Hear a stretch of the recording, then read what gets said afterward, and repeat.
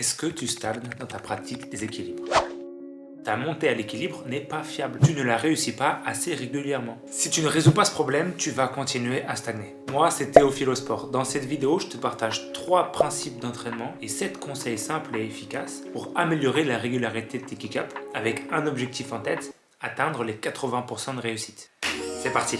D'abord, pourquoi est-ce que je te parle du kick-up et pas d'une autre montée? Parce que pour moi, le kick-up est la montée la plus efficace, celle où tu peux dépenser le moins d'énergie. Ensuite, on se met d'accord tout de suite sur la définition d'un kick-up réussi. C'est simple, c'est un kick-up qui te permet d'arriver dans ton cône d'équilibre efficacement et de manière à pouvoir t'y arrêter. Maintenant, je te donne 2 exemples de kick-up que je vois tout le temps, mais qui ne respectent pas cette définition d'un kick-up réussi. Le premier est un kick-up un peu trop court, dans lequel je dois pousser mes épaules vers l'avant pour arriver dans mon cône d'équilibre. Donc je dépense beaucoup d'énergie. Je ne suis pas efficace, mon kick-up ne fait pas bien son job. Le second exemple, j'atteins mon cône d'équilibre, mais j'ai un petit peu trop d'élan et je ne suis pas capable de m'y arrêter. Je dois mettre une main devant avant de la replacer et de me stabiliser. Là aussi, je dépense beaucoup d'énergie et je perds complètement ma ligne. Atteindre la verticale ne suffit donc pas, c'est bien ton petit cône d'équilibre que tu vises. Et c'est bien là où se cache toute la difficulté du kick-up.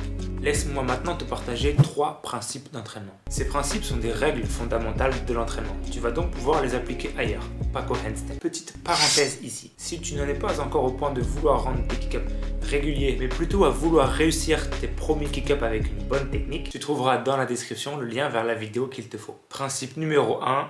Sois régulier. Tu dois déjà savoir que pour apprendre une compétence, tu dois être régulier dans tes entraînements. L'équilibre sur les mains est bien une compétence et n'échappe pas à ce principe. Il faut donc que tu t'entraînes régulièrement et sur une longue période. Tu peux compter par exemple plusieurs mois pour réussir à atteindre les 80% de réussite dans tes kick-ups en fonction de ton point de départ. Être patient, c'est le verso de la régularité. Les deux vont ensemble. La patience est donc une qualité dont tu vas avoir grandement besoin.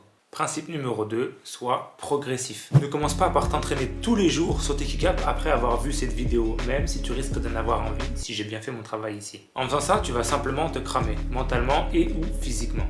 Commence doucement, avec un petit volume d'entraînement seulement consacré à tes kick-ups. Et petit à petit, lorsque tu sens ta courbe de progression s'arrondir, tu augmentes le volume de ton entraînement. Pour atteindre ces 80% de réussite, tu vas certainement devoir aller jusqu'à y consacrer au moins 1 heure par semaine. Donc 1 heure sur tes kick-ups seulement, que je te conseille de répartir en 3 sessions hebdomadaires. Mais rassure-toi, une fois atteint ces 80%, tu n'auras besoin que d'une petite portion de ce temps pour maintenir ton niveau de maîtrise. Principe numéro 3, va chercher la diversité. Au début, lorsque tu apprends la technique d'un bon kick-up, je ne veux pas entendre parler de diversité. Tu dois plutôt trouver un cadre stable, des conditions stables et limiter les facteurs qui changent d'un entraînement à un autre le plus possible. Mais une fois que tu as une assez bonne technique, pour rendre ce bon kick-up régulier, c'est là que tu vas devoir aller chercher la diversité dans tes entraînements. Voici quelques petits exemples de variations que je te propose d'inclure dans ta pratique. La hauteur de tes mains par rapport à celle de tes pieds. Commencer avec les mains plus bas que les pieds est un bon moyen d'arriver facilement à la verticale et de travailler sur la dernière portion du kick-up, celle où tu dois t'arrêter dans ton cône d'équilibre. Commencer avec les mains plus hautes que les pieds est en revanche un bon moyen pour bosser le timing de ton kick-up, parce qu'il te faudra être vraiment performant dans ce timing pour arriver à la verticale efficacement. La vitesse. Changer la vitesse de ton kick-up va aussi te permettre de peaufiner son timing et de prendre conscience de certaines subtilités qui te resteront cachées si tu ne changes jamais ce facteur. En allant plus doucement, tu vas devoir placer par exemple plus de poids dans tes épaules pour pouvoir atteindre la verticale. Et en allant plus vite, tu vas devoir apprendre à contrôler plus précisément ton élan pour ne pas dépasser la verticale et apprendre à réagir plus efficacement avec tes doigts pour te ralentir et t'arrêter dans ton cône d'équilibre. Le côté. Entraîner ton mauvais côté peut être un superbe moyen pour revisiter et prendre davantage conscience des nombreux points techniques du kick-up. Tu as ton bon côté comme professeur, donc l'apprentissage sera bien plus rapide. Et tu pourras être ensuite plus attentif à la technique, plus précis, plus conscient. Il existe plein d'autres facteurs d'entraînement que tu peux modifier et qui vont t'apprendre des subtilités dans le kick-up. Je te laisse les découvrir par toi-même.